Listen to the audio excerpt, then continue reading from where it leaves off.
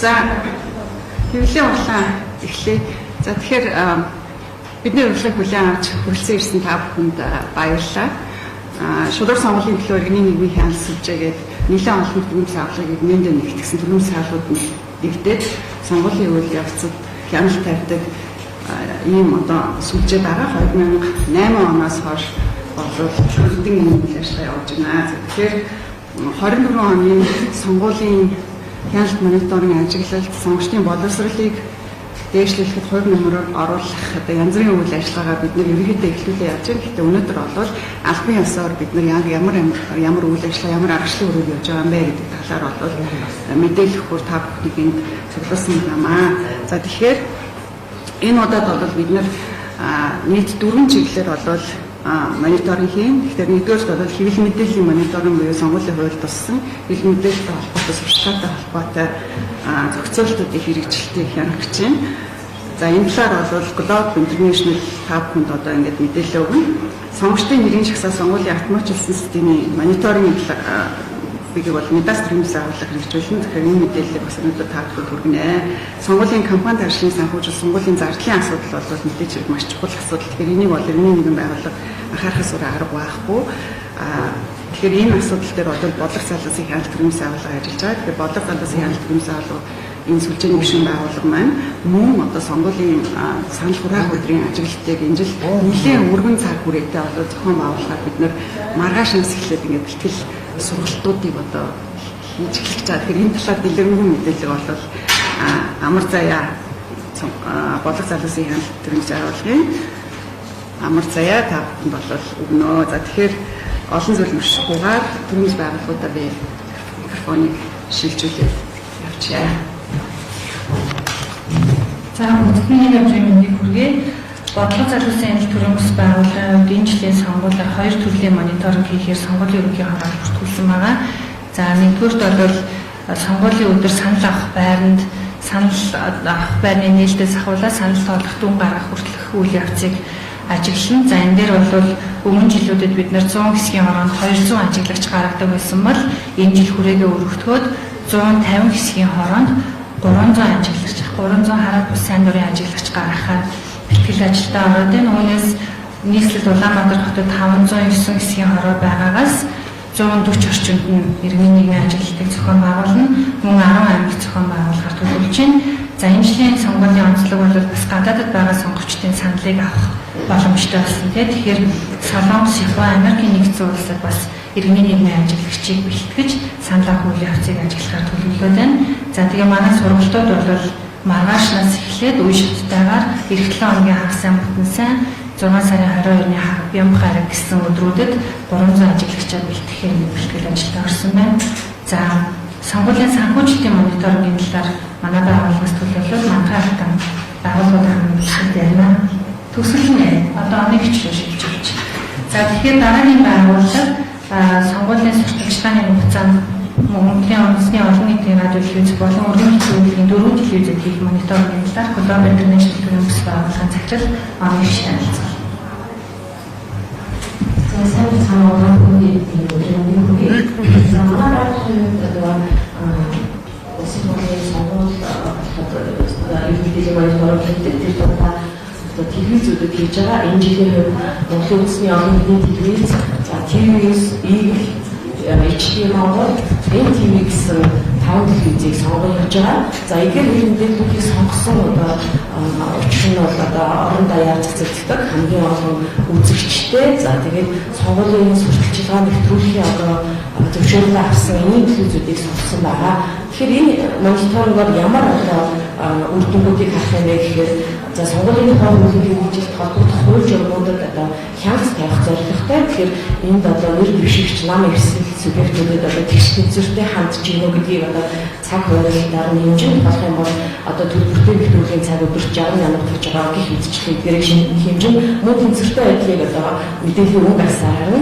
За мөн сонгуулийн хараат бус сэтгүүлчийн нэвтрүүлгүүдийг одоо бэлтгэн нийтэлж гинөө гэдэг дээр хяналт тавина. Энэ нь сонгогчдын боловсрол зориулсан мэдээлэл гэсэн үг. За мэдээний хөтөлбөрийн цаг үеийн мэдээний хөтөлбөрийн цагийг одоо хэрхэн хуулж өгөх хэний талаар одоо ямар мэдээлэл түгээж өгнө гэдэг дээр бас хяналт тавина. За тэгээд улс төрийн мэтгэлцээ нэвтрүүлж өгнө гэдэг дээр бас хяналт тавина. Тэгэхээр энэ жилийн сонгуулийн одоо хуулийн орсон онцлог бол сонгогчдын боловсролд зориулсан мэдээлэл нэвтрүүлэхийг одоо эрх бүхий одоо байгууллагуудад өөрчлөсөн байгаа. Тэгэхээр энийг одоо мэдээллийн хэрэгслүүд анхаарч үзээсэй гэж бодож байна. Тэгээд мөн одоо дарц сурталчилгааны нэвтрүүлгүүдийг маш их явуулдаг. Тэгэхээр эдгээрийг бас яг хэмжилт хийж ямар угаас ямар цаг зарцуулж яах гэдэг дээр бас хийх байгаа. Тэгээд энэ бүх зориулт нэгжүүлэг хийхийг гэж бодсон юу вэ гэхээр яг хэмжээ мэдээллийн мониторинг хийдэг гэдэг асуулт одоо энэ жилд надад маш их тулгарч ирсэн. Тэгэхээр энд хариулахыг хүссэн. Яг гэвэл одоо MNCG гэдэг медиа хэрэглээний судалгааны байгууллагын гаргасан судалгаа мөн хэмжээний үйлдвэрийн судалгаагаар бол хэвлэл мэдээллийн хэрэгсэл олон нийт одоо телевизэд итгэдэг итгэл нь одоо хിവэрэ байгаа гэдэг одоо судалгааны дүн гарсан. Түүнчлэн одоо интернет хэрэглээ гэдэг орон даяар бас яг тийм хангалттай биш байгаа учраас хөдөө орон нутгийн сонгогчид бол одоо яг телевизээс мэдээлэл авдаг гэсэн судалгааны дүн байгаа учраас бид нар уламжлалт мэдээллийн хэрэгслийг сонгож авсан байгаа.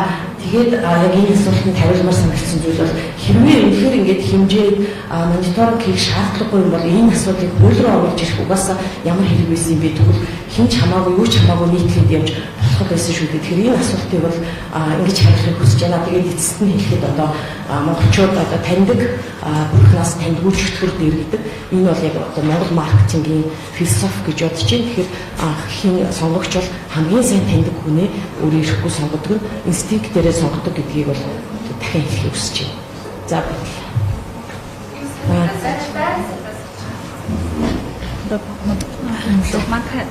одоо манхатай сонгуулийн асуултыг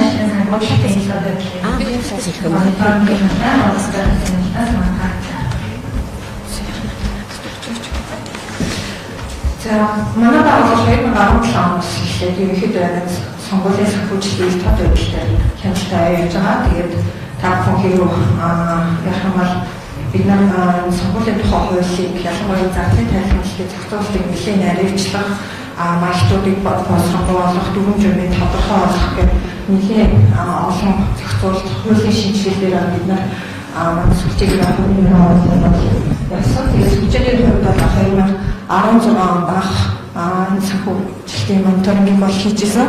Тийм манай байгууллага ингээ өргөжлөлөө хийгээ явж байгаа. Тэгэхээр энэ жилийн хувьд бид нар өөрсдийн тогтсон аргачлалаа дагуу мөн одоо 29 нам эсвэл 1400 гаруй нийт дэвшигчид одоо сонгуулийн их орнд өнөөдрийн байдлаар хандсан байгаа. Тэгээд санхүүжилттэй холбоотой одоо зардлын банкны илгэх үндэсний аудит газар бүртгүүлэх гэх мэтчлэн одоо ингээд санхүүжилттэй холбоотой үйл явцад хэдийн бол ихэлсэн. Тэгэхээр бидний хувьд бол өөрсдийн тогтсон аргачлалын дагуу сонгуулийн зардлын мониторингийг бол хэрэгжүүлнэ. Тэгээд ер нь бол сонгуулийн зардлын мониторингтай холбоотой их том байдалтай холбоотой зохицуулалтууд одоо нэг өдөр дэвшигчид тодорхой бодлого хэлэхэд бидний хувьд бол энэ үйл явц маань нэлээд идэвхтэй байна. Гэхдээ манай үндсэн ажил бол сонгуулийн үеэс гадна сонгуулийн дараагийн үе шатнд маш их одоо төвлөрдөг. Яагаад гэвэл үндэсний аудитын газар нийт дэвшигчид 30 хоногийн дотор нам эсвэл 45 хоногийн дотор өөрсдийн зардлын тайлангаа өргүүлдэг. Тэгээд тэр тайлангаа үндэсний аудитын газар 60 хоногийн дотор ерөнхийдөө дүн шинжилгээгээ хийгээд тэгээд нийтэд дүгнэлтэд танилцуулдаг байгаа. Тэгээд манай хувьд бол өнгөрсөн 3 сонгууль дээр ерөнхийдөө зардлын авахч тайлбар авахдаг нэлээд бэрхшээлүүд бол учирч ирсэн. Тухайн болгоны бид нар хүний эрх үндэсний комиссд хандах замаар зардлын тайлангийн авахч хөлбөрийг 2017 оноос эхэлсэн 3 сонгууль дээр бид нар заавал хүний эрх комиссаар дамжуулж мэдээллийг авч ирсэн бол одоо энэ жилийн хуулиар бол яг бүртгэгдсэн төрөмс байгууллага зардлын тайланг хүлээж авах нэгтлэх эрхтэй гэдэг хуулийн залтад орж ирсэн байгаа. Тэгэхээр бидний энэ жилийн хуулинд бол ингэж хугацаа авахгүй болтой бид нар 2021 оны сонгуулийн зардлын тайланг 2023 онд 3 жилийн дараа авч ирсэн бол одоо энэ жилийн хувьд бол энэ мониторинг маань илүү хурдан хуулийн хугацаандтай энэ ондоо багтаад мэдээллүүдэд цуглуулад нэгтэлж амжина гэсэн итгэл хүлээж байна. Тэгээд энэ үйл ажиллагаанууд та бүхэн хэвлэлийн мэдээнээс бас дэлгэрэнгүй танилцж болно. Нэг сайн болчлаа. Заашаа хийшээ сонгох. За сонгогчдын боловсрол төвөөс илбэрлэгийг урьж байна. Энэ ажиллагаа. Энийг ах уу? Тэгээд танаа. За сайн бацхан сонгогчдын боловсрол төвөөс. За тэгэхээр сонгогчдын боловсрол төв маань энэ одоо сонгуулийн ирж байгаа 2024 оны сонгуулиар одоо ямар үйл ажиллагаануудыг хийж байгаа гэхээр ер нь бол бид нар 2020 оноос хойш яг энэ сонгогч иргэдэд зориулсан одоо арчлалын боловсрол, иргэний боловсрол, улс төрийн боловсрол, сонгогчдын боловсролыг олгох энэ кампани ажлуудыг биет болон цахим хэлбэрээр ингэж хэрэгжүүлж ирсэн байгаа. Тэгээ энэ одоо сонгуулийн огтод бид нар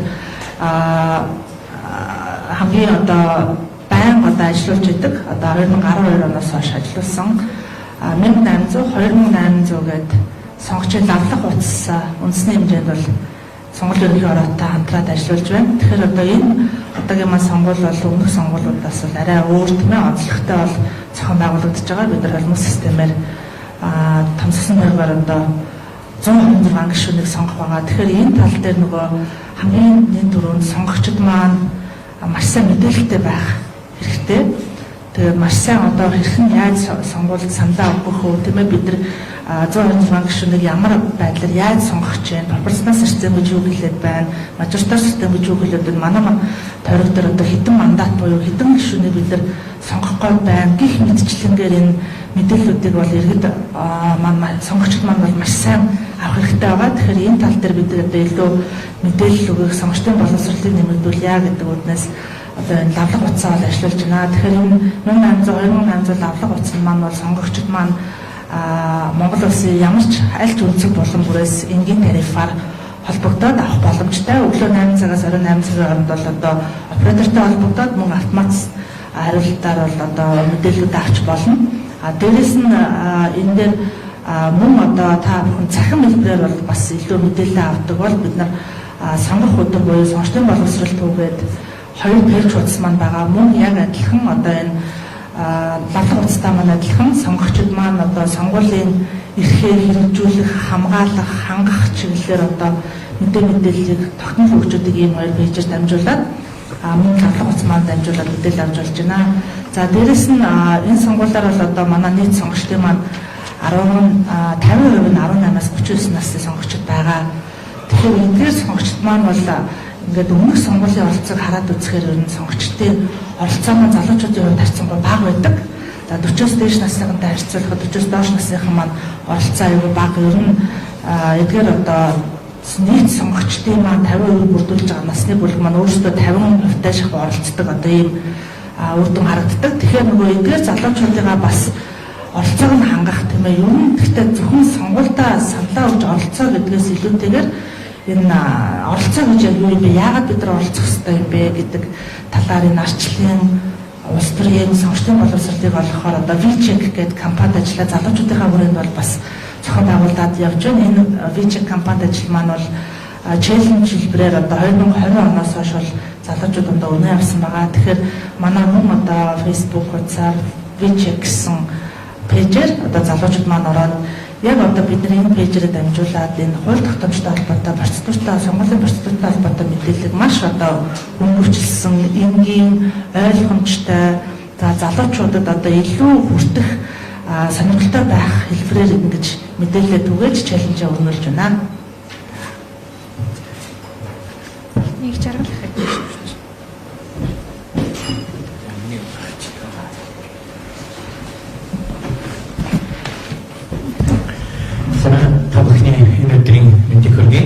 За тэгэхээр манай байгууллагын хувьд 12 оноос эхлээд сонгуулийн автомат системийн мониторинг хийж эхэлсэн. Тэгэхээр одоо сонгуулийн автомат систем мониторинг гэхээр хүмүүс хөвчлэн санал тоолох төхөөрөмж болоод идэг. Тэгэхээр санал тоолох төхөөрөмжөөс гадна одоо сонгогчдын нэрийн жагсаалт за мөн тэр санал тоолох төхөөрөмжөөр гарч байгаа мэдээллийг дамжуулах нэлээд олон системүүд хамтарч ажилладаг.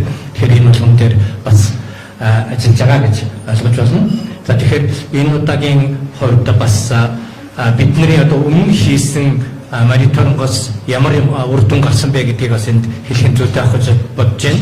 За ялангуяа сонгогчдын нэрийн жагсаалт дээр бол бас нэлээд олон өөрчлөлтүүд орсон байгаа. бид 2021 онд хийсэн нэлээд олон хүний хувьд сонгон хайрхан баян зургуудээр бас айлын хаалга тогшиж нэлээд олон зөрчлүүдийг илрүүлсэн. Тэгээд энэ зөрчлүүдийг бол сонгуулийн ерөнхий орон мэдгдсэн. За үсэн бүтээлийн газрын сүлмэн зөрчлийг энэ тайлан аваагүй гэдэг мэдээллийг сайхан хийсэн мэлээ. Тэгэхээр гол нь бид нар улсын бүртгэлийн газрын улсуудаа сонгуулийн ерөнхий хорооны ажлыг дүгнэх гээд байгаа биш. Эдгээр яаж зөв ажиллах ёстой вэ гэдэг юмуудыг бас аль болохоор гаргахыг хичээдэг. За тэгэхээр ер нь бол ялангуяа сонгогчдын нэрийн жагсаалтын асуудал маань өөрөө хувь хүний нууцтай холбоотой байдаг учраас бидэнд бас тэр хандах хэрэгтэй бол олддоггүй. Тийм учраас аль болохоор хуулинд оруулах чиглэлээр бид бүхэн тэр зөрчлийг яаж арилгах вэ гэдэг чиглэлээр ажиллаж байгаа. Жишээлбэл та бүхэн мэднэ улсын бүртгэлийн газрын сайт руу оронгууд өөрсдөө шалгадаг байсан. Тэгээ бусад хүнийг шалгах боломж байдаггүй. Тэгэхээр бусад хүнийг шалгахад нөгөө хүний регистрийн дугаар гэдэг чинь нөгөө хувийн мэдээлэл учраас шалгаж болохгүй гэдэг асуудал тавьдаг байсан. Тэгэхээр бид нар ядаж цуг амьдарч байгаа улсуудаа шалгаж болох ёстой гэдэг энийг хуулинд оруулж өгснөөр одоо хүмүүс өөрөөсөө гадна хинтээ цуг нэг байранд амьдарч байгаагаа мэддэг болсон байгаа тийм. Тэгэхээр та бүхэн бас энийг цааш нь дамжуулаад хин танаа хаягтай бүртгэлтэй байна вэ гэдгийг хараасаа гэж хүсэж байна. За дараагийнх нэг асуудал нь гадаад байгаа сонгогчдын асуудлын оролцоо. Ер нь бид гадаад байгаа сонгогчдын 75% нь оролцлоо гэдэг ийм мэдээлэл төрийн байгууллагууд маш их өгдөг. Тэгэхээр 75% сонгогчдын 75% гэдэг дээр бас акцентаа та бүхэн сайн ойлгохгүй бол сонгогч гэж хинбэ гэдэг асуудал бас их хэцүү. Хуулийн дээр сонгогч хинбэ гэдэг заагаад өгсөн байгаа тийм ээ. Өөрөөр хэлэх юм бол сонгогчдын нэрийн жагсаалтанд бүртгэгдсэн үнийг сонгогч гинэ гэж тодорхойлдог байгаа. Тэгэхээр өөрөөр хэлэх юм бол сонгуулийн насны хүн болгон сонгогч биш. Та энэ сонгогчдын нэрийн жагсаалт бүртгэгдээгүй бол сонгогч биш шүү гэдгийг л гол нь ойлгох хэрэгтэй байна. Тэгэхээр ялангуяа өнөөдөр нэлээд тулгымцсан асуудал бол улсын төсөөс маш их хэмжээний мөнгө зараад одоо 33 технологийн газар санал авахар нэг зохион байгуулалт хийгдэж байгаа. Гэтэл харамсалтай дөнгөж 4000 гаруй хүн өнөөдрийн байдлаар бүртгүүлсэн байна. Тэгэхээр энэ бүртгүүлсэн улсуудаас хэдэн хүн ирж өгөх вэ гэдэг нь бас асуудал. За өмнөх 21 оны ерөнхийлөгчийн сонгуул дээр 7000 гаруй хүн бүртгүүлээд тэндээсээ 5000 хүн ирж саналаа өгсөн. Тэгэхээр өөрөөр хэлэх юм бол сонгогчдын бол 70% болоод байгаа боловч нийт сонгуулийн насны гадаад байгаа иргэдийн хэдэн хувь болсон бэ гэдэг нь эргэлзээтэй. Тэгэхээр энэ хэдхэн хүний саналын төлөө төсвийн мөнгө их хурцж байна гэдэг дээр бас анзаарахгүй болохгүй. Тэгээ ялангуяа гадаад байгаа иргэд маань бас яаралтай 15-ны дотор бүртгүүлээд тэгээд 4 өдөр сонгож санал авах гэдэг дээр бас анхаараасаа гэж хүсэж байна. За тэгээд дараагийн асуудал болохоор бид нар дараагийн юу болж санал тоолох төхөөрөмж гэхээр мэдээж бид нар өмнө тест хийдэг байсан. За энэ удаа бол санал тоолох төхөөрөмждөр харьцангуйгаар нээлттэй хяналтын тоолго буюу гар тоолгыг 100% хийхээр болсон байгаа тийм. Тэгэхээр хүмүүс нэг хяналтын тоолгыг хуулийн дээр бичдэг хяналтын тоолгыг ярьдаг учраас гараар тоолё гэж бас дахиад яриад байдаг. Тэгэхээр гараар тоолох асуудал бол угаасаа хяналтын тоолго 100% хийх учраас энэ харьцангуйгаар итгэж болно. Тэгэхээр бусад намууд ялангуяа нөгөө ялагдсан хүмүүс өөрсдийнхээ ялгдлыг санал тоолох төхөөрөмжүүлж их асуудал байдаг. Тэгэхээр бидний хувьд ямар нэгэн нэр дэвшигч биш, ямар нэгэн намыг хамгаалдаггүй энэ яг бодит байдлын юу гэдгийг илүү шалгадаг, мэргэжлийн үүднээс шалгадаг. Тэр утгаараа хүмүүсийн дараад байгаа юм юунаас болоод байна гэдэг дээр бас анализ хийж тэгээд яаж сайжруулах вэ гэдэг дээр бас ярьж байгаа. За тэгэхээр одоогийн нөгөө 100% гараа тоолно гэхээр за машин зөв тоолоод байдаг юм байна. Тэгвэл тэр машин дотор оронгууд сольждох юм биш үү гэдэг асуудлыг маш хүмүүс ярьж байгаа. Тэгэхээр бид нар тестэн дээрээ бас энийг шалгахаар оруулсан байгаа. Хэрвээ та сонирх юм бол бас тэрийг сонирхоорой. Одоохонд онцлогчроос энийг орхичээ. Тэгээ ямар ч үсэн тэр улсуудны сэжийг батлах тийм шалгалт хийгээд бид нар бодсон байгаа. За дараагийнх нь одоо бид нар бахан санал боловсруулаад ингээд сонгуулийн ерөнхий орон ч юм уу өгөөд нэг орхидог биш. Тэрнээс гадна тодорхой хэмжээний хилцүүлэг зохион байгуулад гарсан үр дүн дээрээ энэ хилцүүлээс гарсан үр дүнгээр нэлээд олон өөрчлөлтүүдийг хуулинд оруулж чадсандаа маш их баяртай байдаг. За тэгэхээр эхний хэлцэнд бол ялангуяа сонгуулийн ерөнхий оронд ажиллахад бид нарыг бас яг нөгөө хийний тагнуулуу гэдэг маягаар тийм энэ хүний ард хэн бэ нү гэдэг юмыг аягүй судалдаг байсан. Тэгэхээр бид нар болохоор үнэхээр нөгөө энэ сонгуулийг шударга явуулахын төлөө юуг яаж өөрчилж болох вэ гэдэг энэ гарсан фактуудаар үндэслэж зөвлөмжөө боловсруулдаг учраас хууль руу тусгуулах дээр бол бас эднэрт нэлээд хамтарч ажилласан гэдэг энийг цаашаа хэрэгтэй байна. За харин сонгуулийн өөр хоорондоо улсын бүртгэлийн газартаа бол ер нь нэлээд одоо л жоохон маргаантай байгаа. Бидний гаргаж тавьсан асуудлыг зарим нь одоо хууль бус сандрын айлын хаалга тогтчих болохгүй ч гэдэг юм уу те. За төрийн бас байгууллагад нэрийн жагсаалт өгөхгүй ч гэдэг юм уу. Иймэрхүү байдлаар бас хандлагын өөрчлөлт бас тэнд хийх шаардлагатай байна гэж үзэж байгаа. Тэгэхээр сонгогчдын нэрийн жагсаалтын асуудал бол тодорхой хэмжээнд зэгтгэж явж байгаа гэдгийг бас энэ дурдхан зүйтэй баг. За энэ жилийн хувьд улсын бүртгэлийн газар бас намууд төрийн бас байгууллагад харьцангуйгаар нээлттэй юу хийж байгаа танилцуулж байгаа. Жишээлх юм бол энэ жил нэмэлтээр одоо араа гайгүй болж байгаа гэсэн ажил юу байгаа гэхээр та саналаа өгчлөө өгсөн санал чинь энэ саналаа өгсөн гэдэг нэгдсэн бааз дээр буцаад бүртгэхээр болж байгаа. Өөрөөр хэлбэл та өөр газар очиод өгөхөд та давхар өгчлөө гэдэг энэ юмыг бол бас мэдэх болцоо бий болсон байгаа. Тэгээд энэ мэдээлэл нөгөө сонгуулийн эрчим мэдээлэл чинь хоцорч гараад байдаг гэсэн чинь хуучин одоо жишээлх юм бол 20 оны сонгуул дээр сонгуулийн эрчим мэдээ санал тоолох хөрөмжөөс гарсан дүн гарчаад байхад мэдээ гарахгүй 21 цагийн мэдээ нь яваад тэгээд тэр хоёрын хооронд зөрүүтэй юм шиг буруу ойлголдог байсан. Одоо бол шууд real time дэлгэцээр гарахаар ийм зохион байгуулалт бэлтгэлээ базааж байгаа юм билээ. Тэгээд энэ дээр бас ямар өсөлт тавьсан бэ гэхээр сонгогчдын нэршин жагсаалтанд бичигдсэн хүмүүсээс гадна ер нь сонгуулийн насны хүмүүсийн хэдэн нэрхээ эдэлж гин хэдэн жагсаалтанд ороогүй гэсэн энэ мэдээллийг бас давхар хармаар байна гэдэг ийм хүсэлтийг уламжилсан байгаа. Тэгээд хэрэг тусгаж авсан харъя. За тэгээд дараагийн хэлж. Тэгээд сонгогчдын нэршин жагсаалт дээр одоо болтол сайжрахгүй байгаа нэг асуудал байгаа. Энэ нөгөө зарцааны асуудал. Тэгэхээр улсын бүртгэлийн газраас хүмүүс нааш цаашаа шилжиж байдаг хүн хаашаа очих тэдний ирэхэ гэдэг асуудлыг ярьдаг. Гэтэл зарцаа гэж юу юм бэ? Бид нар тийм ойлголт байдаггүй гэж яриад байдаг. Тэгэхээр эдгээр энэ зарцаатай ажиллах сонирхол байхгүй байна гэсэн үг байгаа байхгүй юу? Өөрөөр хэлбэл эдгээр мэдээлэл нь байгаа хэн ямар зарцаа нүүлгээд байна гэсэн мэдээлэл эдгээр зөвхөн төрийн байгууллага маш хэлбэрхэ олдно.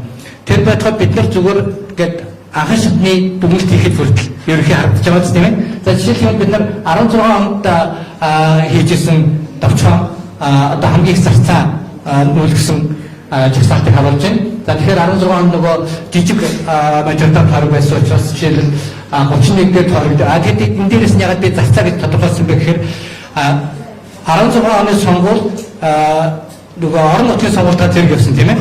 Тэгээд зарцаанууд орон нутгийн сонгуульд саналаа өгөхгүй бусд нь өгөхөөсөн. Тэгэхээр энэ хоёрын зөрүүг гаргаад зарцаа гэж тоо гаргасан байгаа. Тэгэхээр жишээлх юм бол хамгийн зарцаа нь бол Улс аймгийн 31 дугаар жаргал дээр 2778 хүн нүүлгэгдсэн байсан. Өөрөөр хэлбэл тэнд байгаа нийт сонгогчдын 17% хүртэл ийм хэмжээний зарцаа нүүлгсэн байгаа. За 20 оны сонгуул томсгосон тойрог болох гэсэн учраас бид нар хэрвээ иймэрхүү хэмжээний зарцаа нүүлгэх юм бол хэд үйл болох вэ гэдэг дээр бас анализ хийхэд ерөнхийдөө 4-6% хамгийн дээд хэсэг нь ингэж гарах юм байна гэсэн. За тэгээд одоо болохоор ч бүр нөгөө бүсчилсэн мажоритар тойрог болчихсон. Тэгээ бас зарцааны асуудал зогсгол гэдэг найдлага байсан боловч харамсалтай нь бас байсаар байна тийм. За тэгэхээр би энэ дээр 24 оны тоонуудаас бас товчхон энд харуулж байна. За тэгэхээр Улаанбаатараас улс руу шилжсэн 1679 хүн байгаа. За харин нийтдээ бүх аймгаа цэцлэхээр 2465 хүн улс аймаг руу шилжсэн байгаа. За эсвэргээрээ улсаас Улаанбаатар руу 553 хүн. Тэр өөрөөр хэлэх юм бол улс руу нэмэх 1126 хүн гэсэн ийм тооцоо гарч байгаа. За тэгээд яг нөгөө энэ аймагуудыг яаж төвж өгсөн бэ гэхээр өмнө нь бас их зарцаа нүүлэгдэг байсан аймагуудыг бас давчхан харсан. Тэгэхээр энэ дээр та нар харах юм бол Хүнсгэнд аймаг Баянхонгор аймгийн хоёулаа хасагтай бод. Тэр өөрөөр хэлэх юм бол өөрөөр хэлэх юм бол энэ аймагууд бол энэ зарцааны нөлөө энэ удаа яваагүй юм байна гэдгийг бас эндээс харж болох бах тийм ээ. За тэгэхээр дараагийн нэлээд томоохон зарцааны нөлөө хаана яваад байна гэхээр Ховд аймаг руу. Тэгэхээр 20 онд бол Ховд аймаг руу зарцаанд дууссан гэдэг асуудлыг нэлээд олон хэвлэл мэдээлэлд гаргаж тавьж ирсэн. Гэтэ харамсалтай нь бас яг нөгөө би зарцаа болсон гэдэг өөрийгөө барьж өгдөг хүн байдаггүй учраас энэ асуудлыг хөөцөлт аюу хэцүү. Төрийн байгууллагууд энийг хийхэд айгүй хэлбэрхэн бидний хувьд айгүй хэцүү.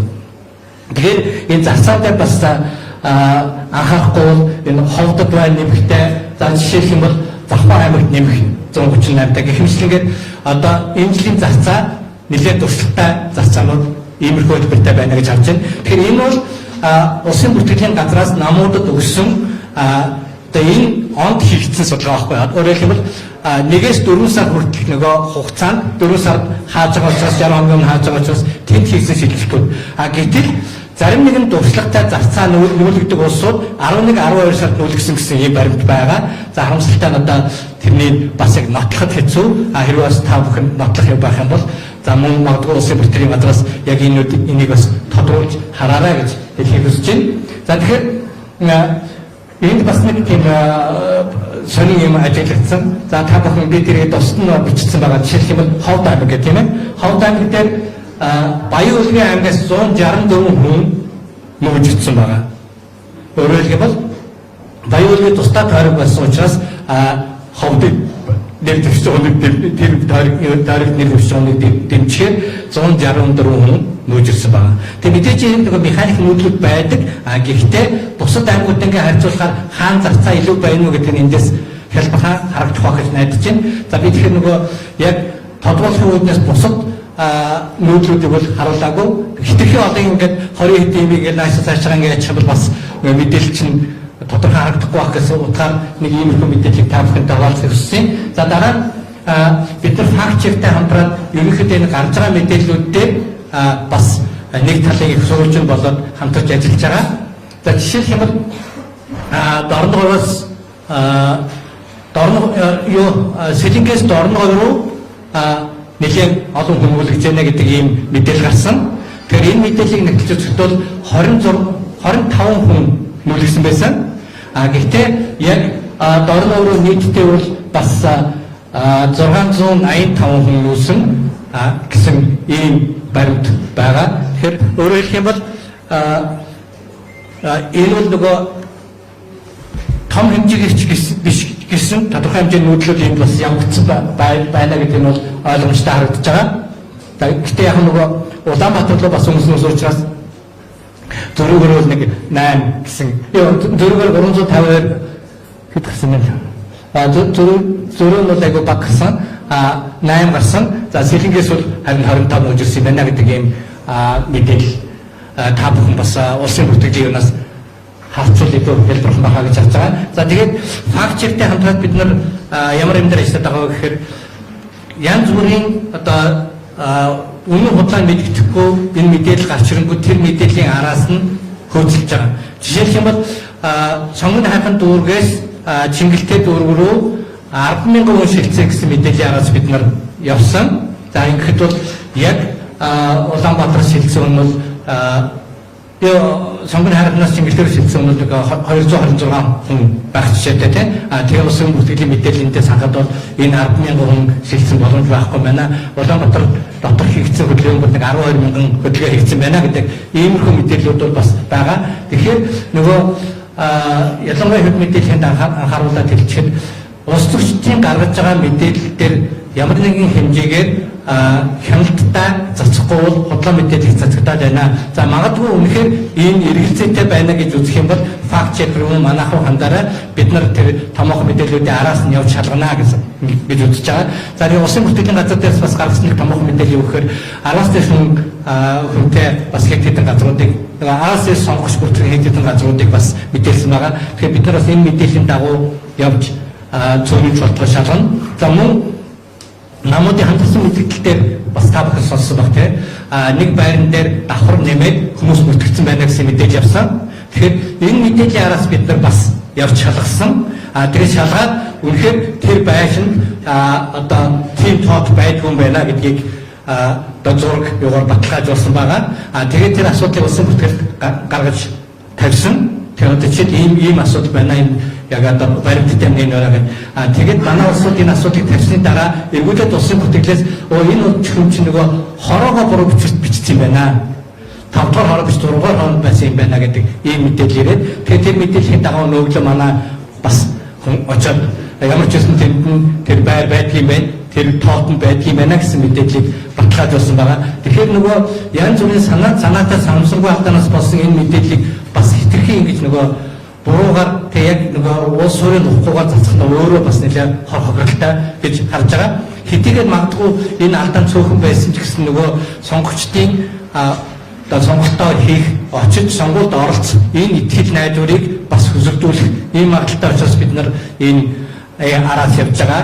Тэгээ аль болохоор үнэн зөв болгох энэ асуудлууд дээр явж байгаа. Тийм болохоор бас намууд бол их том их нэгдсэн байгаа. Ялангуяа сонгогчдын хэрэгжүүлэлттэй 20 хоногийн өмнө буюу одоо өнөөдөр чинь 20 маргаашнаас намуудад сонгогчдын нэрийн жагсаалтыг өгнө. Бүх намуудын нэрийн жагсаалт явна. Тэгэхээр энэ намууд тухайн жагсаалттай байгаа с жижиг бүхэн хүмүүсийг бас илрүүлж энэ дээрээ бас бидэртэй хамтарч ажиллахыг хүсэж байна. За дараа нь 3 хоногийн өмнө яг нөгөө цоожсон буюу хамгийн сүүлийн байдлаар одоо энэ жагсаалт гарна. Тэр нь бас намуудад байна. Тэгэхээр намууд бол энэ их маш том эрх байгаа. За 20 оны сонгуул дээр бол харамсалтай ийм 2021 оны сонгуул дээр ийм эрх байгаагүй. Тэгэхээр бид нар бас тодорхой хэмжээнд энэ ил тод биш байна гэдэг хуулинд оруулсны хүчинд бас нэг иймэрхүү үйл ажиллагаа хийгдэж байгаа. Тэгээ намууд хийх учраас бид нар намуудад бас яаж шалгах вэ гэдэг одоо 2-3 жил 2-3 удаа хийсэн туршлага байна те. Ямар сэжиг гэж болох вэ гэсэн энэ юмудаа бас хуваалцах бэлэн байгаа. Тэгээд томоохон одоо сенсацтай байдаг юм уу эсвэл одоо тийм үнэхээр итгэмээргүй тийм кейсүүдийг бид нарт хаваалцаарай. Тэгэхээр нөгөө сонгогчдын нэрийн жагсаалт дээр байгаа юм а хувь хүмүүс өөрсдөө бас шалгаараа гэдгийг сайн дамжуулаарай. Тэгэхгүй сонгуул өгөхөд очдог нөгөө хороос алсан янз бүрийн шалтгаанаас болоод өөр хэсэг дээр очих хэрэгтэй болдог тийм. Эсвэл танаа дээр өөр хүн бүрдэгдсэн байдаг тийм. Гэх мэтлэг энэ олон асуудлууд байгаа. Тэгэхээр энэ дээр бас хэл мэдээллийн бас нэлээд сайн хамтарч ажилласаа гэж хүсэж байна. Онлайнаар шалгах маш амархан боломжтой болсон байгаа тийм ээ. За дээрэс нь сонгогчид өөрсдөө энэ дээр айгүй тийм дутуу ханддаг гэдэг юм бол байгаа тийм боломж нь байгаа. Таны мэдээллийг өөр хүн шалгах биш та өөрөө шалгах ийм л эрхтэй учраас та бүхнийг энд бас идэвхтэй оролцоосаа гэдгийг одоо ирдэг хэлмээр байна. За ингээд анхаарал татсан баярлалаа. Бид нар тэгээд аль болохоор тэр зөв буруу сенсацийг үнэн худлыг одоо тодруулахын төлөө энэ удаа цөөхөн хүн ажиллаж байгаа боловч бас чадвараа ажиллах болно. Баярлалаа.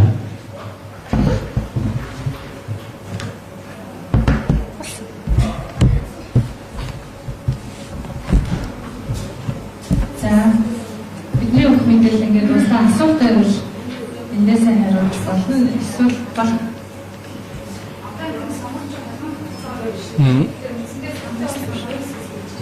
Тэг.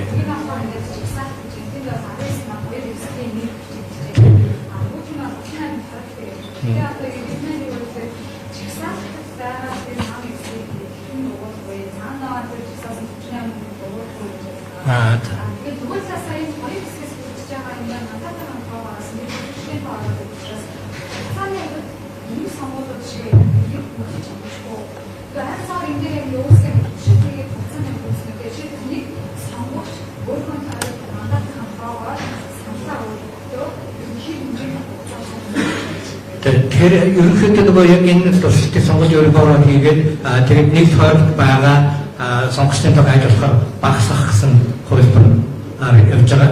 Гэхдээ тэгвэл яг саяны асуусан дээр энэ чинь нөгөө буцсан тэгээд хоёр хүн сонсуулна гэж бас нэлээд хугацаа зарцуулах учраас сонгогчдыг аль болохоор илтгэл авч сонголтоо хийгээсэй гэж хүсэж байгаа. За тэр 48 дугаар хуудад дээр бас хүмүүс айгүй тийм сонин эргэлзээтэй юм яриад байгаа. 48 намуудын жагсаалтанд 48 жагсаалтанд хэн байна вэ? Таны дэмжих хүмүүстэй тийм байна уу? Тэнд ямар нэгэн одоо таны дэмждэггүй хүн байна гэдгийг хараад нэг л нам эвслийг сонгоно тийм ээ. Тэгээ энийг бас сайн анхаарах хэрэгтэй. За гадаад байгаа сонгогчдын бас эрс жоохон таархан байгаа, бүртгэл жоохон таарах байгаа нь тэд нар зөвхөн нам эвслийн төлөө сонголт хийн. Тийм болохоор бас харьцангуй бага байгаа шиг санагдаж байна. Тэгэхээр нөгөө орчууд хүмүүстэйгээ танилцах биш одоо ч бас нэг нэгдсэн самбар гаргана шүү дээ тийм. Тэгээ нэгдсэн самбар дээр очиод тэр улсуудаа танилцах.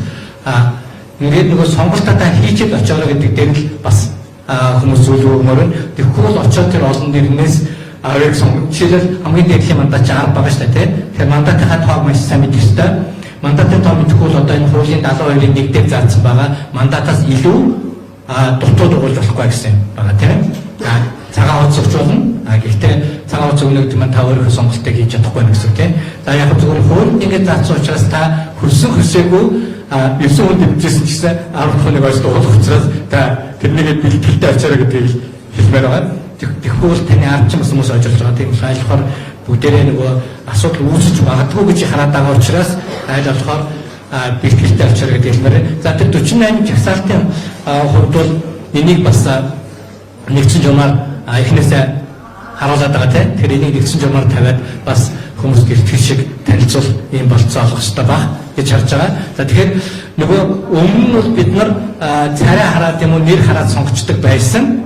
Ер нь бол ихтэй тэгдэгсэн. Одоо бол харьцангуй мэдээлэл нээлттэй болцсон тийм ээ. Жишээлбэл бид нар боловсролын зээлийн сангаас зээл авсан уу юу тийм. За жишээл хөгжлийн банкнаас зээл авсан уу юу гэх мэтчлэгээд энэ жагсаалтын баталгаатай мэдээлэлтэй жагсаалтууд байгаа шүү дээ тийм. Нөөцний хэрэг толгогдсон уу юу гэдэг юм уу тийм. Тэгэхээр энэ баталгаатай их сурвалжаас тухайн хүний хэрэг толгогдсон үгүйг харж болно. За нөгөө талаас бас хандвийн урьдчилсан мэдээллийг бас ил болгодог болсон. Тийм болохоор энэ хүмүүсийн ард хандив хийх юм өгсөн байна уу гэдгийг бас харж болно. Ямар байгууллага өгч вэ те? Энэ үнэхээр хандив өгөхөр байгууллага байна уу үгүй гэдгийг бид нар хэлбархан мэдчихэж байна. Тэгэхээр нөгөө мэдээлэл олж авах энэ болцоо бол харьцангуй ихээр нэмэгдсэн. Гэхдээ нөгөө хүмүүсийн ур чадвараас шалтгаалаад энэ жоохон таархан байж магадгүй. Тэгэхээр хэвлэл мэдээллийн үүрэг болохоор хүнд ойлгомжтой хэлбархан энэ юмуудыг гаргаж тавиасаа гэж хүсэж байгаа. За мэдээж хэрэг тэр нам ерсийн сонголтын дээр нэгдүгээр тэр жагсаалтанд байгаа улсууд хоёрдугаар мөрийн хөтөлбөр бүгдийн үүснэ гэдэг бол ялангуяа иргэдэд бол хэцүү. Тэгэхээр ядаж ямар салбарт аль нам нь аль ерсэл нь ямар хөтөлбөр дэвшүүлсэн бэ гэдгийг тэр нэгтгэж харж иймэрхүү бас хэлбэршүүлсэн мэдээллийг хэлнэдийн дарааж өгвөл илүү одоо хүмүүст өгөөжтэй байх болов гэж харж байна. За дээрээс нь мэдээж хэрэг мөрийн хөтөлбөр бол мөрөглөж жагсаалт гэсэн тийм ээ. Өмнөх мөрийн хөтөлбөрөөр хэр зэрэг биелүүлжсэн бэ гэдэг дээр бас харж иж сонголтоо хийгээрэй гэдгийг л хэлмээр байна. За баярлалаа.